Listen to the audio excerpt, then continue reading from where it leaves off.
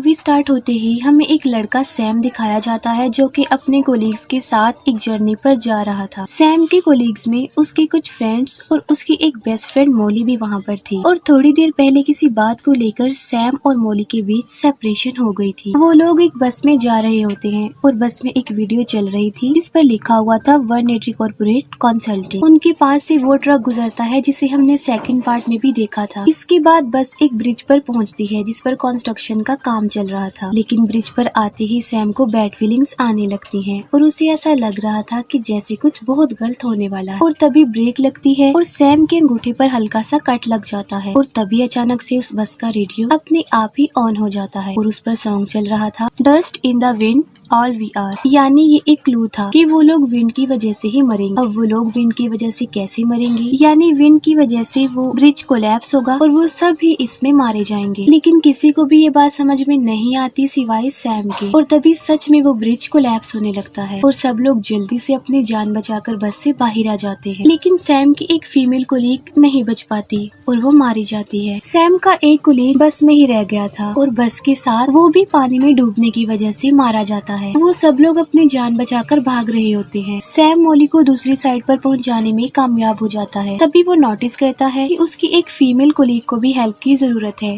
और वो उसकी हेल्प करता है। लेकिन उस फीमेल कोलीग को ग्लासेस के बगैर ठीक से नजर नहीं आ रहा था और वो ब्रिज से पानी में गिर जाती है, लेकिन अभी भी वो जिंदा होती है। और तभी एक कार उसके ऊपर आकर गिरती है जिससे वो फौरन मारी जाती है। तब उनका बॉस और नेथन भी भाग रहे होते हैं। तभी एक वायर नेथन को उड़ाकर अपने साथ ही ले जाती है और उनका बॉस एक ब्रिज से लटका हुआ था, लेकिन तभी उसके ऊपर कोल टार गिरता है और वो भी मारा जाता है। एक ही लम्हे में वो पूरा ब्रिज डिस्ट्रॉय हो गया था। सैम और पीटर एक रेलिंग पर लटके हुए थे और ऊपर चढ़ने की कोशिश कर रहे। तभी एक ट्रक ब्रिज के बिल्कुल कॉर्नर पर आ जाता है और उसमें से बहुत सारे सरिये निकल कर पीटर के आर पार हो जाते। सैम जो कि अभी जिंदा था और ऊपर चढ़ रहा होता है, लेकिन यहाँ पर वो भी नहीं बच पाता और एक बहुत बुरे तरीके से उसकी मौत हो जाती है। और तभी सैम की आंख खुल जाती है और वो काफी शॉक्ड हो जाता है और काफी डरा हुआ होता है कि आखिर ये उसने क्या देख लिया है। और तभी ब्रेक लगती है और उसके अंगूठे पर कट लग जाता है और तभी अचानक से बस का रेडियो सच में ऑन हो जाता है और उस पर सेम सॉन्ग ही लगा हुआ था। अब तक उसे रियलाइज हो चुका था कि उसने फ्यूचर देख लिया है, जिसकी वजह से वो काफी घबरा जाता है और चिल्लाने लगता है कि ये ब्रिज टूटने वाला है, लेकिन कोई भी उसकी बात पर बिलीव करने को तैयार नहीं था। तब सैम अपनी बेस्ट फ्रेंड मोली को लेकर बस से नीचे उतर जाता है और उसके साथ सब लोगों को उतरना पड़ता है। और जैसे ही वो बस से उतरते हैं सैम की कही हुई बात सच हो जाती है, यानी वो ब्रिज टूटने लगता है। लेकिन सैम की वजह से वो सब लोग सेफ हो गए थे और वो लोग अपनी आंखों से उस ब्रिज को कोलैप्स होता देख रहे थे। उन सब लोगों को सैम से डर लग रहा था और उनके जहन में बहुत सारे सवाल उठ रहे क्योंकि उसने फ्यूचर जो बता दिया था और इसीलिए एक एजेंट सैम को इन्वेस्टिगेशन के लिए ले जाता है और उसे सैम पर पूरा डाउट था कि सैम कोई टेररिस्ट है। लेकिन उसके पास सैम के खिलाफ कोई सबूत नहीं था तो वो कुछ भी नहीं कर सकता था और ब्रिज के कोलैप्स होने की रीजन हाई विंड ही बताई जाती है। अब क्योंकि इसमें सैम का कोई कसूर नहीं था तो उसे छोड़ दिया जाता है। वो लोग बाकी वर्कर्स के मेमोरियल पर जाते हैं और वहाँ पर उन्हें विलियम मिलता है और वो उन लोगों को कहता है कि डेथ को चीटिंग करना बिल्कुल भी पसंद नहीं है। सैम एक शेफ भी था और जिस रेस्टोरेंट में वो काम करता था उस ब्रांच को एक पेरिस वाली ब्रांच में शिफ्ट करने का कह रहे थे। और सैम और मोली की सेपरेशन भी इसी वजह से हुई थी क्योंकि मोली नहीं चाहती थी कि सैम पेरिस जाए। दूसरी तरफ पीटर की फ्रेंड अपनी डेली जिम प्रैक्टिस कर रही और पीटर ऑडियंस में बैठा हुआ उसे देख रहा था। पीटर की फ्रेंड अपने इस प्रैक्टिस को किसी गेम की तरह ही एंजॉय करती थी और काफी अरसे से वो ये प्रैक्टिस करती भी आ रही थी। प्रैक्टिस के दौरान चेन रिएक्शन लेते हुए वो लड़की ऊपर से काफी जोर से नीचे गिरती है जिससे उसकी स्पाइन टूट जाती है और बहुत ही बुरे तरीके से उसकी मौत हो जाती है। ये सब कुछ पीटर की आंखों के सामने हो रहा था जिसकी वजह से वो शॉक्ड हो जाता है। नेक्स्ट डे वो सब ऑफिस में होते हैं लेकिन अपनी कोलीग की डेथ की वजह से वो काम नहीं कर रहे थे। पीटर जो कि अपने ऑफिस में होता है और काफी सैड होता है अपनी फ्रेंड की डेथ की वजह से। वो सब लोग ड्रिंक कर रहे थे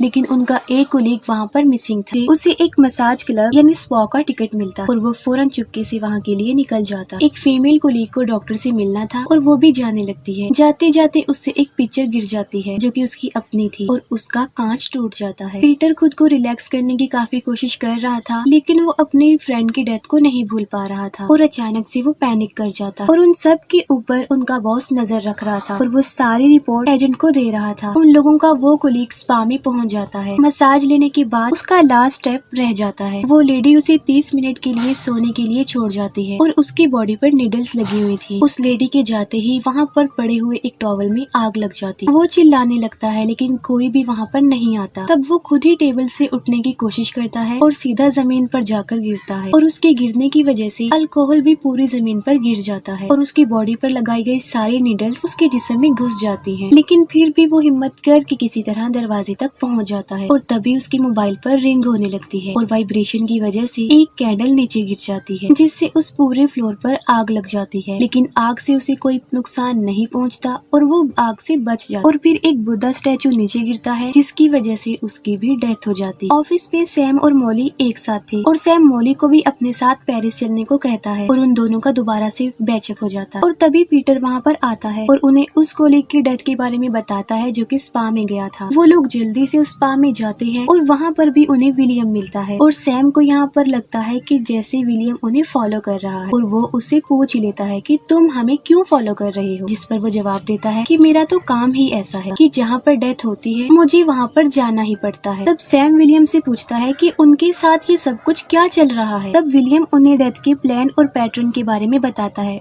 और वो सारा कुछ बता देता है जो हम पिछले 4 पार्ट्स में देखते आए हैं। अब वो लोग सारी बात समझ गए थे लेकिन एक बात वो बहुत अच्छे से ही एक्स्ट्रा समझ गए थे और वो ये थी कि अगर वो किसी को अपनी जगह पर मार देंगे तो उनकी जगह पर वो मर जाएगा, यानी डेथ की लिस्ट में अब वो पर्सन चला जाएगा जिससे मरने वाले की लाइफ उन्हें मिल जाएगी और उनकी लाइफ जो कि ऑलरेडी खत्म ही हो गई है वो उसके पास चली जाएगी जो मर गया है। लेकिन खुद को सेव करने के लिए दूसरे की जिंदगी को सैक्रिफाइस करना कोई अच्छी बात नहीं। सैम उन्हें बताता है कि सब लोग मर जाएंगे लेकिन मॉली नहीं मरेगी क्योंकि वो ब्रिज कोलैप्स में बच गई थी। ये सुनकर पीटर के तेवर बदल जाते हैं। वो कहता है कि ऐसा क्यों होगा कि उसकी फ्रेंड तो मर और मॉली नहीं मरेगी और वो गुस्से में वहाँ से चला जाता। अब उन सब सर्वाइवर्स को डेथ के पैटर्न के बारे में पता चल गया था और जिसे नहीं पता था वो उनकी वही फीमेल कोलीग थी जो डॉक्टर के पास गई थी और वो लोग अब उसके पास उसे ये सब कुछ बताने के लिए जाते हैं। और उनकी वो कोलीग अपनी आंखों का लेजर ट्रीटमेंट करवा रही थी क्योंकि उसे ठीक से नजर नहीं आता था। डॉक्टर ने सब कुछ सेटअप किया हुआ था। अब क्योंकि वो लड़की काफी पैनिक थी जिसकी वजह से उसने हाथ में एक टेडी बियर लिया हुआ था और वो उसे प्रेस कर रही थी और उस टेडी बियर की एक आंख निकलकर फ्लोर पर गिर जाती है। डॉक्टर उसका ट्रीटमेंट करने ही लगता है कि तब उसे रियलाइज होता है कि उसके पास जो फाइल है वो कंप्लीट नहीं है और वो उसे ऐसे ही सेटअप में छोड़कर उस फाइल को लेने के लिए चला जाता है। और डॉक्टर के वहाँ से जाते ही उस मशीन में शॉर्ट सर्किट होने लगता है जिसकी वजह से उस लेजर की पावर बढ़ने लगती है और वो आहिस्ता आहिस्ता बढ़ती ही जा रही थी और उसके साथ साथ उस लड़की की घबराहट भी बढ़ रही थी। वो उस लेजर को उसके रिमोट से बंद करने की कोशिश करती है लेकिन हाथ लगने की वजह से वो रिमोट नीचे गिर जाता है और उसका स्टार्ट बटन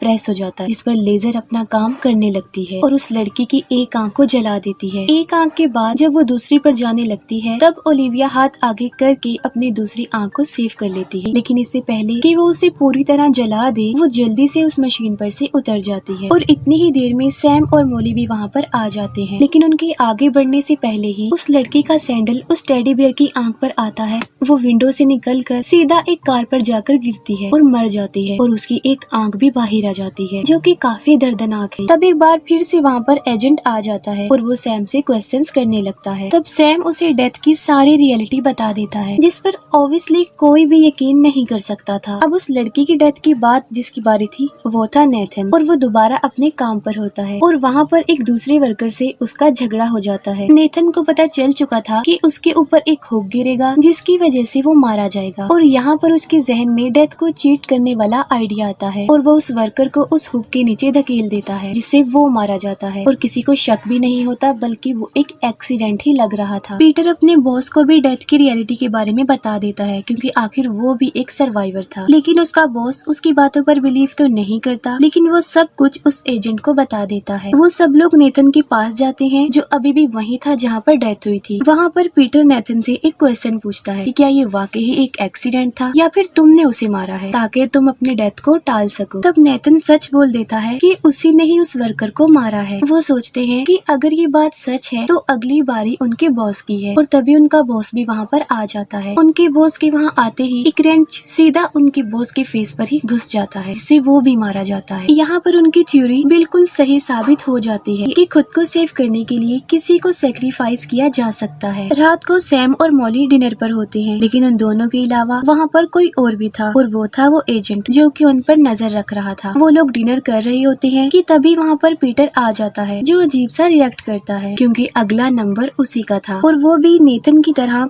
किसी को सेक्रीफाइस करके अपनी लाइफ को सेव करना चाहता था, लेकिन उसे कोई विक्टिम नहीं मिला था। अब क्योंकि सैम ने कह दिया था कि मॉली नहीं मरी, तो मॉली से अच्छा शिकार उसके पास और कोई नहीं था और मॉली को मारने के लिए वो अपने साथ एक गन भी लाया होता है। वो उस गन से मॉली को शूट करने ही वाला होता है कि सैम उसे बचा लेता है। गन की आवाज सुनकर एजेंट भी अंदर आ जाता है। सैम और मॉली पीटर से बचकर किचन में चले जाते हैं और पीटर उनके पीछे वहाँ पर भी पहुँच जाता है। पीटर सैम पर अटैक करके उसे बेहोश कर देता है और मॉली को ढूंढने लगता है। पीटर सैम को इसलिए नहीं मारता क्योंकि उसे मारने का उसे कोई फायदा नहीं था क्योंकि अगला नंबर सैम का ही था और वो भी मरने वाला है। मॉली इस पीटर से बचकर छुपी हुई थी और तभी वहाँ पर वो एजेंट भी आ जाता है। पीटर कोई सोचने का मौका ही नहीं देता और वो उस एजेंट को भी मार डालता। अब पीटर बच सकता था क्योंकि उसने एजेंट को जो मार दिया था, लेकिन वो फिर भी मॉली को मारना चाहता था। वो क्यों? क्योंकि अपनी फ्रेंड की डेथ की वजह से। लेकिन इससे पहले कि वो मॉली को मार सकता, सैम उसे ही जान से मार डालता है। यहाँ पर समझने वाली बात ये है कि पीटर के पास एजेंट की लाइफ थी। अब क्योंकि पीटर को तो सैम ने मार दिया है, तो अब एजेंट की